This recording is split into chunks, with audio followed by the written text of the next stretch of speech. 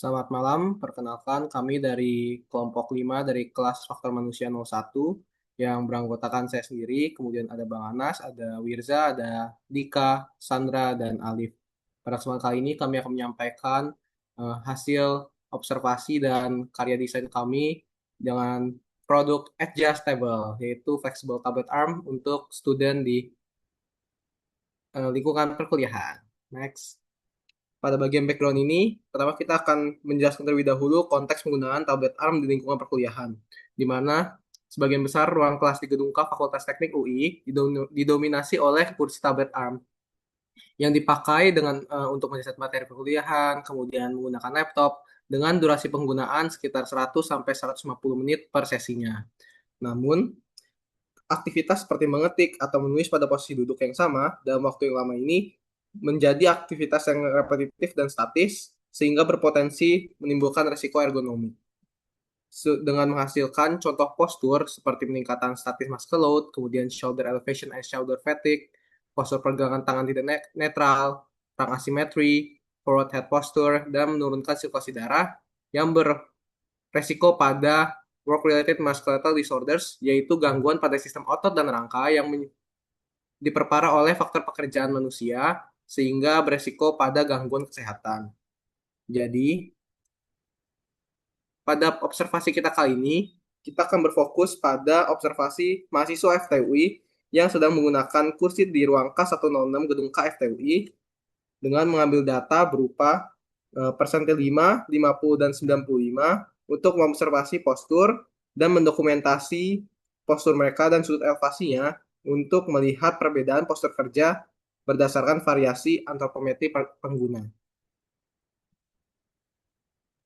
Baik, sekarang kita masuk ke bagian analisis Rula dan Reba. Mungkin sebelumnya karena kami menganalisis tiga uh, tiga subjek yang berbeda, yaitu subjek pertama di persentil 5, lalu persentil 50 dan juga ke persentil 95. Mungkin dimulai dari yang persentil 5 terlebih dahulu. Berikut adalah hasil analisis Rula yang kami peroleh, yaitu upper arm 2, lower arm 2, wrist position 2, wrist position 1, wrist twist 1, wrist and arm total di 4, neck position di 2, trunk position 2, leg 1, dan total neck, trunk, dan leg di angka 3, sehingga memperoleh nilai Rula score 3 dengan risk level 2, yaitu low risk. Next.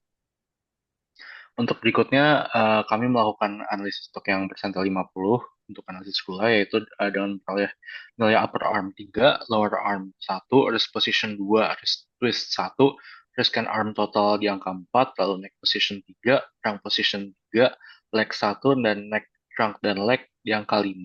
Sehingga kami memperoleh Rula score 4 dengan risk level 3, yaitu sekitar mid sampai high risk. Next. Lalu untuk persentil ke-95, kami memperoleh hasil berikut di mana upper arm bernilai 4, lower arm 2, wrist position 1, wrist twist 1, wrist and arm total 5, neck position 3, trunk position 3, leg 1, dan neck, trunk, dan leg di angka 5 dengan Rula score 6 yang berarti ada di level 3 atau mid to high risk. Next.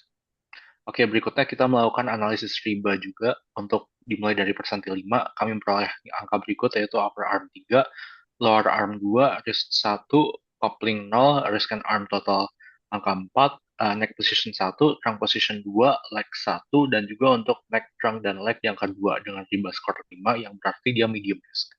Next. Lalu untuk ke persentil 50, kami memperoleh data berikut yaitu upper arm 3, lower arm 2, wrist 1, coupling di angka 0, wrist and arm total di angka 4, neck position di angka 2, trunk position 3, leg 1, dan juga neck, trunk, and leg di angka 4 dengan riba skor 6 yang berarti medium risk. Next. Lalu untuk yang terakhir yaitu analisis riba pada persentil 95, kami memperoleh data yaitu upper arm 4, lower arm 2, wrist 1, coupling 0, wrist and arm total 5, neck position 2, trunk position 3, leg 1, dan neck, trunk, and leg yang keempat dengan riba skor 7 yang berarti dia ada di medium risk. Oke, mungkin ini sedikit recap yang kami peroleh dan beberapa key insight yang kami peroleh adalah yang pertama ada adanya korelasi antara ukuran tubuh dan stasiun kerja di mana semakin meningkat persentilnya maka semakin besar juga tren risikonya semakin meningkat. Lalu berikutnya adalah elevasi lengan atas yang menunjukkan adanya risiko kritis yang mana hal ini dapat menyebabkan kelelahan bahu dan cedera jangka panjang. Lalu berikutnya adalah beban statif dan repetitif yang ada pada setiap aktivitas, baik itu dari persentil paling bawah menuju ke persentil yang paling tinggi, di mana ini menjaga adanya tingkat risiko yang tetap pada kategori medium atau kategori menengah. Meskipun posisi postur tubuhnya sudah sedikit diperbaiki terlepas dari ukuran tubuh pengguna. Dan yang terakhir adalah adanya kerentanan leher dan punggung, di mana adanya masalah universal yang mana penempatan objek utama menyebabkan adanya uh, posisi tubuh yang terpaksa harus menunduk, uh, baik itu pada persentil yang rendah seperti persentil 5 hingga ke persentil 95. Next. Pada slide ini, kami ingin memulai dengan sebuah pertanyaan. Pernahkah kita merasa leher atau punggung mulai pegal setelah menulis dalam waktu lama di kelas? Meskipun terlihat sebagai aktivitas yang ringan, menulis dengan posisi nunduk atau duduk yang sama selama berjam-jam sebenarnya dapat menyebabkan tekanan pada sistem muskuloskeletal tubuh. Hal ini terjadi karena tubuh sering berada dalam postur yang kurang optimal, seperti kepala yang menunduk atau punggung yang membungkuk. Jika kondisi tersebut terjadi secara berulang dalam jangka waktu yang lama, maka dapat meningkatkan risiko musculoskeletal disorder, yaitu gangguan pada otot, sendi, dan jaringan tubuh lainnya. Next. Pada bagian ini, kami mencoba melihat apakah perbedaan tinggi tubuh memengaruhi kenyamanan saat menulis di meja kelas. Sebagian besar meja dan kursi kelas dirancang dengan ukuran standar yang belum tentu sesuai dengan variasi dimensi tubuh pengguna. Akibatnya, beberapa pengguna harus menyesuaikan postur tubuhnya, misalnya dengan sedikit membungkuk atau mengangkat bahu saat menulis. Oleh karena itu, kami melakukan observasi terhadap tiga subjek dengan tinggi tubuh yang berbeda-beda, yaitu persentil 5, 50, dan 95, untuk melihat bagaimana perbedaan tersebut mempengaruhi tingkat kenyamanan saat menulis. Next. Berdasarkan hasil MSD Complaint Rate Table, kita dapat melakukan atau mengambil sebuah insight, yaitu pada persentil 5, keluhan lebih banyak muncul pada bagian leher dan bahu, karena tinggi meja relatif lebih tinggi dibandingkan dimensi tubuh pengguna. Pada persentil 50, keluhan relatif lebih moderat dan lebih merata pada beberapa bagian tubuh. Pada persentil 95, keluhan lebih sering muncul pada bagian punggung bawah dan kaki, karena posisi meja terasa lebih rendah sehingga tubuh cenderung membungkuk saat menulis. Next. Berdasarkan hasil analisis tersebut, terdapat beberapa jenis keluhan muskuloskeletal yang berpotensi muncul. Yang pertama adalah neck and shoulder strain, yaitu ketegangan pada leher dan bahu akibat posisi kepala yang menunduk atau bahu yang terangkat dalam waktu lama. Yang kedua adalah buttock and low back pain, yaitu nyeri pada bagian punggung bawah yang biasanya terjadi akibat posisi tubuh yang bungkuk. Yang ketiga adalah leg fatigue, yaitu kelelahan pada kaki yang muncul akibat posisi duduk statis dalam durasi waktu yang lama. Temuan ini menunjukkan bahwa desain meja kelas yang bersifat standar belum tentu dapat mengakomodasi variasi dimensi tubuh pengguna secara optimal. Next.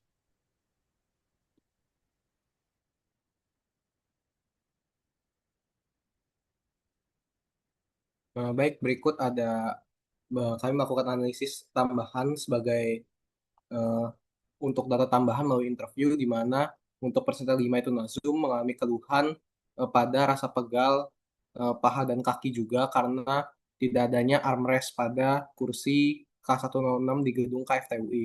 Kemudian untuk Wirza mengalami keluhan di pundak bagian belakang juga untuk rasa pegal apalagi ketika duduk durasi lebih daripada 1 jam. Dan untuk Alif mengalami keluhan pada leher dan pinggang hingga kesemutan karena duduk pada kursi yang tidak ergonomis dalam waktu yang signifikan. Kemudian, sebagai solusi, adjustable solusi kursi meja ergonomis untuk mahasiswa yang mendukung kenyamanan saat belajar di kelas. Desain ini memiliki meja kanan dan kiri yang dapat dilipat, lalu tinggi meja yang dapat disesuaikan untuk mengakomodasi berbagai ukuran tubuh, mulai dari persentil 5, 50, 95. Dilengkapi dengan sandaran ergonomis dan footrest untuk pengguna dengan tinggi lebih rendah. Nah, desain ini membantu menjaga postur tubuh tetap netral dan mengurangi kelelahan selama aktivitas belajar.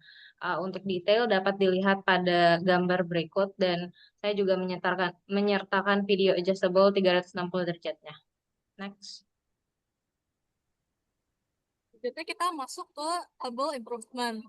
sebelumnya kita mungkin harus lihat dulu ya asumsi perbaikan setelah redesign itu ada apa aja.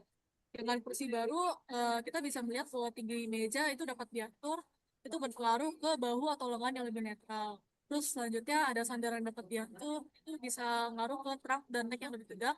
Terus untuk footrest ada kaki persentil 5 yang bisa lebih tersangga, dan ada dua armrest serta meja yang lebih luas sehingga itu akan berpengaruh ke wrist dan forearm yang lebih stabil, dan juga ada dudukan sesuai antropometri yang itu akan mengatur postur duduk yang lebih seimbang.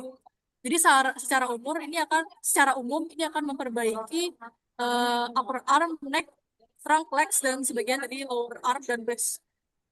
Nah, untuk tabel improvement dari Rula ini ada di upper arm, lower arm, wrist position, wrist dan arm total, neck position, arm position, legs dan neck trunk leg. Ini bisa dilihat sendiri ya untuk posternya itu di persentil 5 garis miring persentil 50 dan persentil 95. Secara total untuk reba dan before dan afternya itu ada di 567 dan 334. Selanjutnya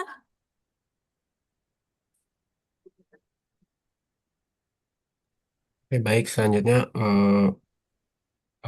sudah memasuki ke bagian konklusi. Ada 3 poin utama yang dapat disimpulkan dari penelitian dan pengembangan desain ini. Yang pertama mengenai identifikasi masalah ekonomi. Data kami menunjukkan adanya ketidaksesuaian nyata antara dimensi tubuh mahasiswa dengan standar kursi kuliah saat ini. Para mahasiswa dengan persentil 5 atau tinggi badan yang rendah cenderung mengalami nyeri leher dan bahu karena meja yang terlalu tinggi.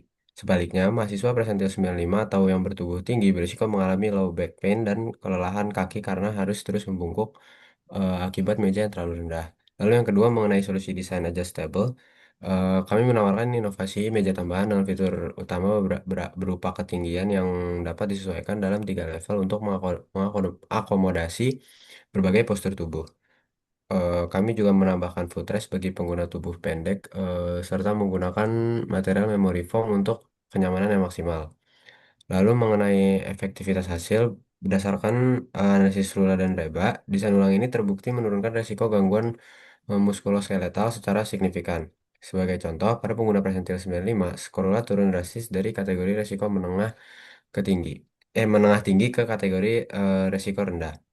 Jadi kesimpulannya, adjustable ini efektif dalam meminimalkan risiko UMSDS serta meningkatkan fokus dan kenyamanan mahasiswa selama perkuliahan. Boleh di next. Berikut merupakan referensi dari penelitian ini yang didukung dari berbagai literatur ilmiah mengenai ergonomi lingkungan kelas dan analisis item response teori pada kursi kuliah. Boleh di next. Berikut merupakan appendixnya. Boleh di next. Oke, demikian presentasi dari kelompok kami mengenai pengembangan adjustable. Kurang lebihnya mohon maaf bila ada salah kata. Terima kasih. Assalamualaikum warahmatullahi wabarakatuh.